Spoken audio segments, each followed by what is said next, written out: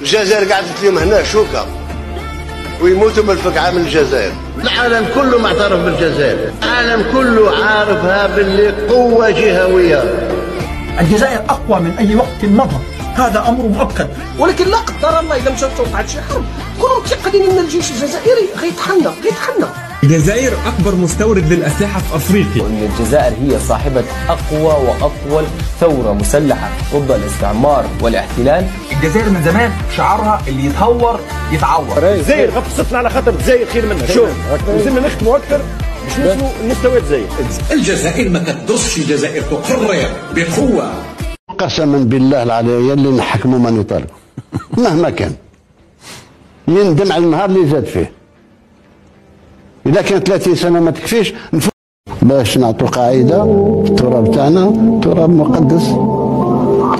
واش تاعنا احنا ورثناه من الشهداء، احتراما لهم ما تكون حتى قاعدة أجنبية في الجزائر، لا لهم ولا لغيرهم.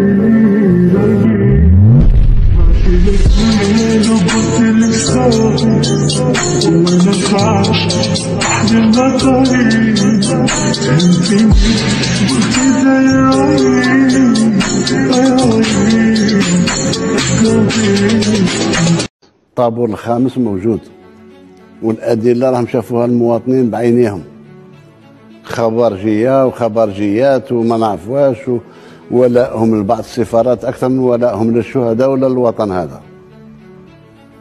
ورانا وراهم، أنا وراهم، لأن الجزائر مستهدفة من كل الجوانب، لأنها دولة ما تحبش الانبطاح، والمواطن الجزائري ما يحبش الانبطاح، والمواطن الجزائري يفتخر بدولته لما تمشي رأسها مرفوع ما بين الأمم. هذا الشيء ما يساعدهمش.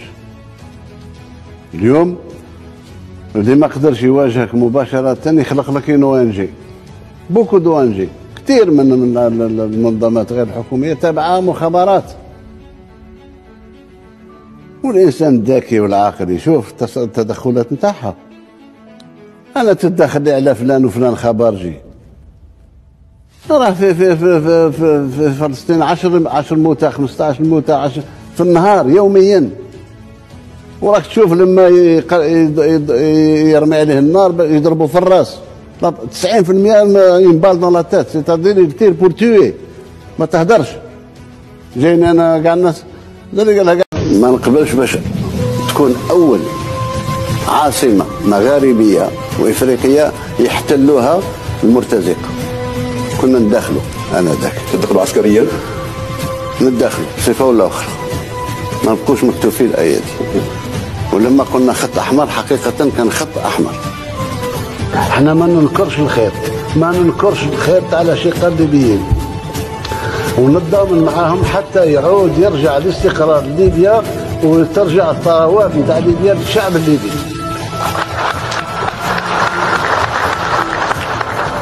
والمهم قلناها ونزيد نكررها بصفة باسم الدولة الجزائرية، ما فيش حل بالنسبة لليبيا سوى إرجاع الصوت للشعب الليبي. اللي احنا نحافظ على الشعب الليبي ومكتسبات الشعب الليبي ووحدة الشعب الليبي الترابية والشعبية، ونمنع المس بالثروات نتاعه.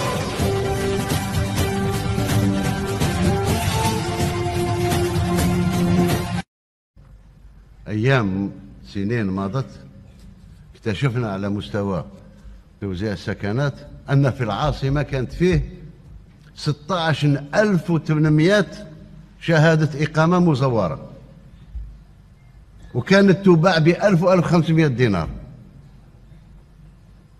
باش تعطيه الحق في سكن في العاصمة. مثال ما بين الأمثلة، واحد يجريه قال له ارجع العشية، ارجع غدوة. منين يرجع غدوة؟ قال لا، السيد اللي باش يمضي لك ما راش هنا، وهو الخلفية نتاعو أنه يمد يدو لجيبه باش يعطي المقابل. هذه أخطر من الرشوة الكبيرة. سيادة الرئيس، شاهدنا تقاربا غير مسبوق بين الجزائر وإيطاليا مؤخرا، زيارة رئيسة مجلس الوزراء الإيطالي جورجيا ميلوني إلى الجزائر. كيف تنظرون إلى تلك الزيارة، وهل ستؤثر تلك الزيارة على علاقة الجزائر ربما مع دول في أوروبا وحتى خارج أوروبا؟ شوف، نعطيك غير لمحة تاريخية ربما بعض من الجيل ما يتذكرهاش مليح. في العشرية السوداء، العشرية السوداء كل الناس فشوا زعافهم في الجزائر بما فيه الدول الشقيقة. كان عندنا إرهابيين 15 جنسية، الميلتي ناسيونال، كل كانوا يجاهدوا في الجزائريين باش هاد الجزائر اللي معقدتهم بتاريخها ونضالها وكفاحها لازم تزول. سمعت سي لايدو كان ما وجدنا إلا إيطاليا، ضربوا علينا حصار جوي أوروبا بإعاز من رئيس ميتيران، ولا طائرة أوروبية تنزل في الجزائر مع عداء لإيطاليا، ومعياو يضغطوا عليها ورفضت. الميناء تاع جيجل قتلوا لها تسع بحارين تاعها. اليوم الجزائر علاش خطيرة؟ لأن الجزائر ما عليهاش مديونية، ما عليها حتى دين في كل إفريقيا وشمال إفريقيا. مستقلة بمواقفها، مستقلة بمواقفها، لأن واحد ما يستناش فرنك، اللي يسال يجي يخلص.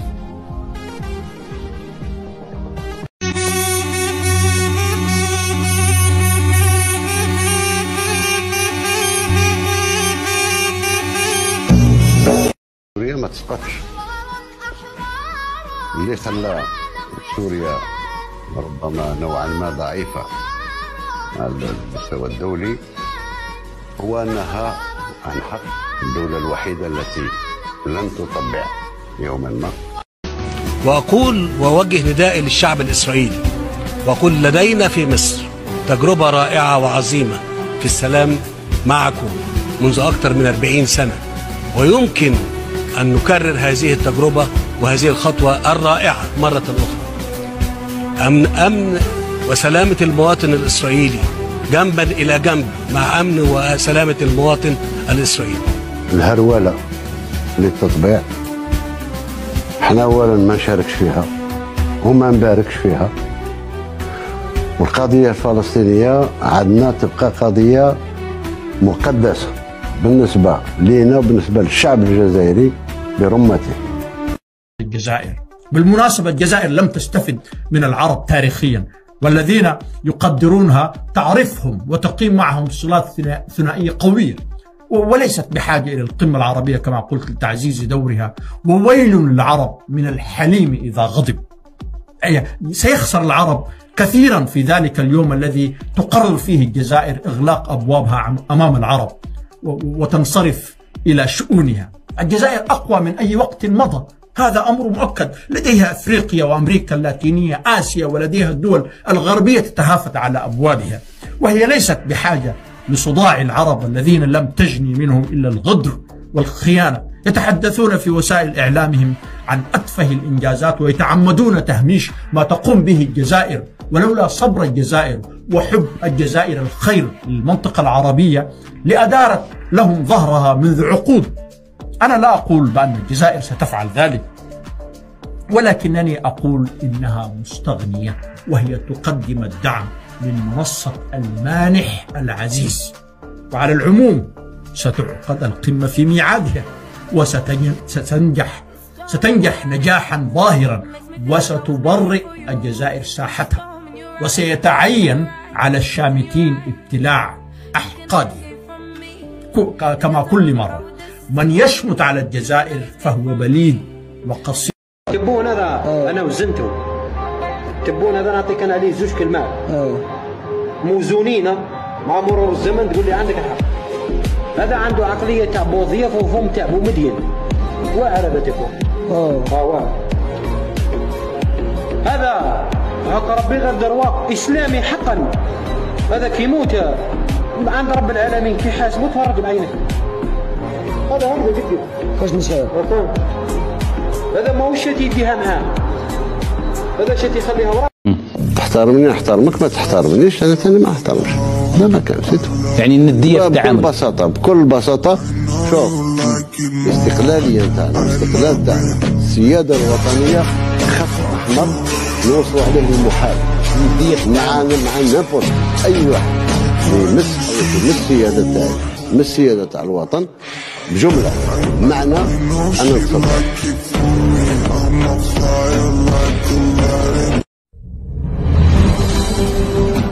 الامور هذه انا صح راني مقلق بزاف منها ونوصل.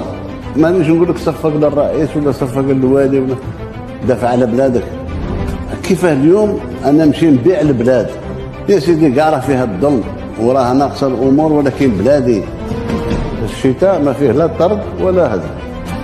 النيميريزاسيون تندار ان شاء الله بالاراده ولا بالقوه. من يعمل مثقال ذره شرا يرى. انا عدوي الحالي هو عدم التنميه. حق نقابي مضمون دستوريا قبل رمضان تبدي الناس كاع الزياده تاعها، ارواح اللي نقدوها ماهوش شيء بسيط. اقل شيء ممكن يعطيه لهم رئيس الجمهوريه هو وسام الاستحقاق وطني.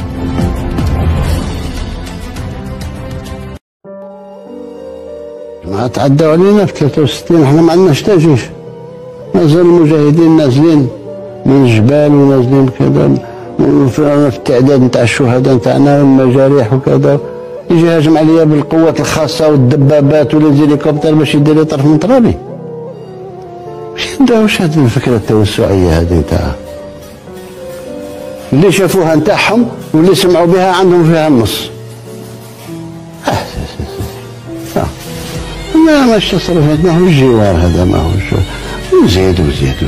الناس تعرف الارهابيين في ذاك الوقت كل ساكنين في دي فيلا في اكادير وعطيهم حراس وعطيهم دراهم وعطيهم باسبور دبلوماتيك. اعتداء ما كانش مرحله تفوت عام عامين ما فيش اعتداء علينا وعلى خلاص بركات. احترام le respect total de l'État algérien. La France devrait oublier que l'Algérie était autrefois une colonie. Aujourd'hui, l'Algérie est forte grâce à la puissance de son armée et à son peuple courageux. L'histoire ne peut pas être changée et nous ne pouvons pas changer l'histoire juste pour faire plaisir aux autres.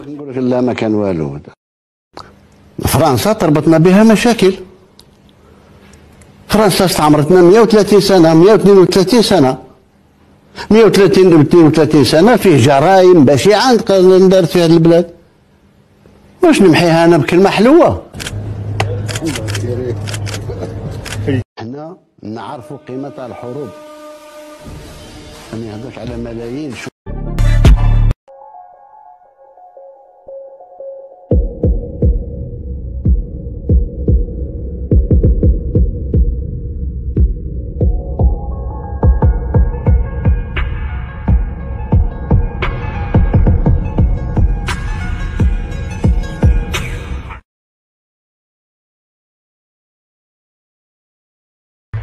تحيا الجزائر.